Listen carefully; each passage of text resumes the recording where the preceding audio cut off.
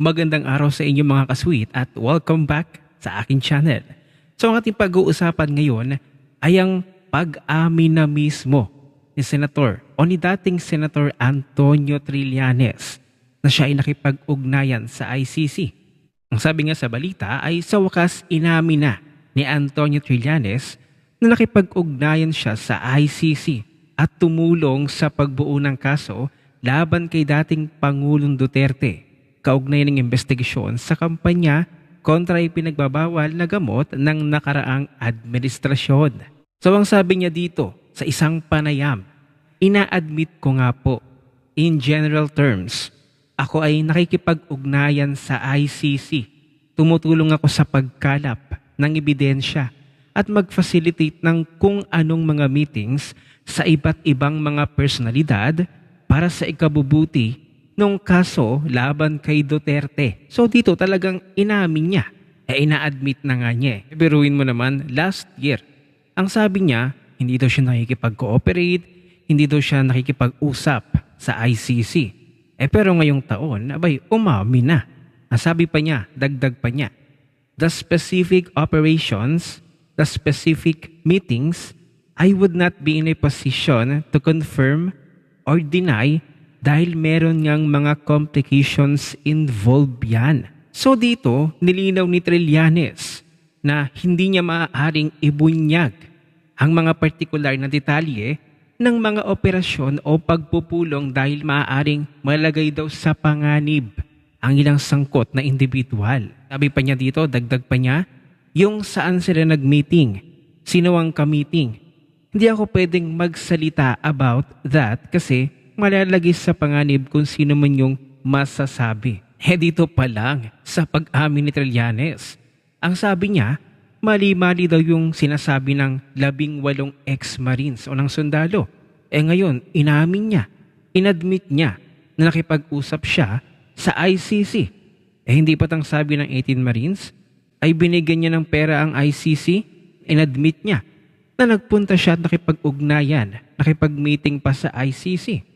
So maaaring posible na tama ang mga 18 Marines. Kung hindi pa sinabi ni Attorney Kaufman, nahihilingin niya ang mga dokumentong naglilink kay Senator o kay dating Senator Antonio Trillanes sa ICC. Ito kasi ang balita.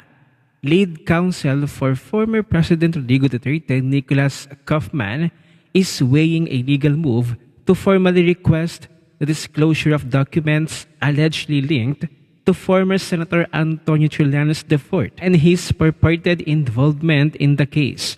The defense team said the planned motion seeks to obtain relevant records that could clarify the extent and nature of Trillanes' alleged role in the proceedings. Diba? Kung hindi pa nagsasabi itong si Attorney Kaufman, nahihingi niya ang mga dokumentong magtuturo o naglilink kay dating Senator Antonio Trillanes na kanyang pakikipag-ugnayan sa ICC ay hindi pa ito aamin.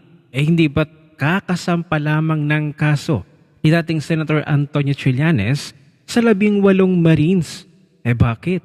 Natatakot ba siya doon? Kinakabahan na ba si Trillanes? Ba't ang sabi ng mga kakamping? Bakit daw nagsampa ng kaso si Vice President Sara Duterte kay Madriaga? Natatakot daw si Vice President Sara kay Madriaga. Eto, si Trillanes nagsampa ng kaso sa 18 Marines. Ibig sabihin ba nito ay natatakot din ba si Trillanes sa 18 Marines? Yan ang problema kasi sa mga kakamping. Kapag sa inyo ay pwede, sa inyo lamang pwede. Kapag sa ibang tao ay hindi pwede. Kayo lang may karapatang magsampa ng kaso. Pero si Vice President Sara hindi. Kayo na lang. Iyon nga, sa pag-amin ni Trillanes. Ang tanong, bakit hinayaan ng gobyerno ni Marcos Jr. na hayaang gawin ito ni Trillanes sa mga Duterte? In the first place, walang jurisdiction ng ICC sa Pilipinas. Pero bakit nila hinayaan si Trillanes?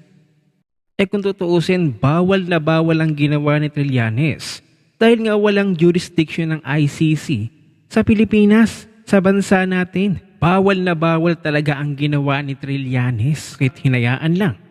Syempre, politika. mayroon pa ba?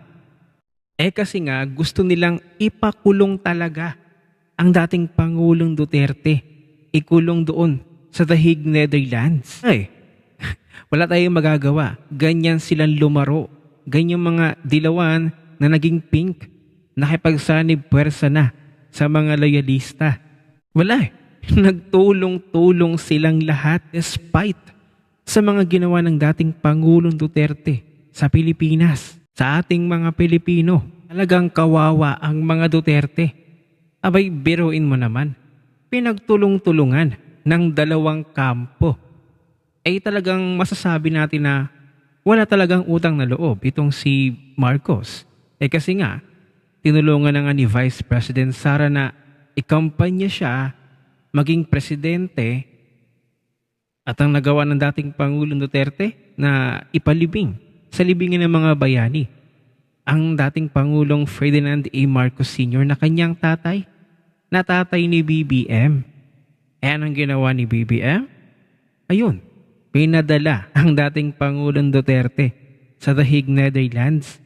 Imagine mo 80 years old na yung tao.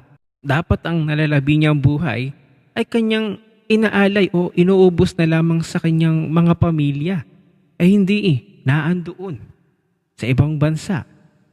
Pinapahirapan pa yata, hindi natin alam. Kayo ba mga kasweet, papayag ba kayo na gawin nyo sa inyo, sa pamilya ninyo, na ang inyong tatay o lolo ay ipadala sa ibang bansa, sa ibang banyaga, tapos hindi nyo na makapiling pa? Sigurado ako hindi kayo papayag doon. Ayun nga lang ating malaking katanungan. Bakit hinayaan ng gobyerno ni Marcos na gawin na yun ni Trillanes na makipag-ugnayan sa ICC? So ibig sabihin ba nun ito tanong to tanong lang to. Magkakasabwat ba? O may naganap bang sabwatan sa pagitan ng gobyernong ito at ni Trillanes at ng iba pa niyang kasamahan? Nagtatanong lang. Kayo mga kasweet, ano ang inyong opinyon? I-comment mo na yan sa comment section.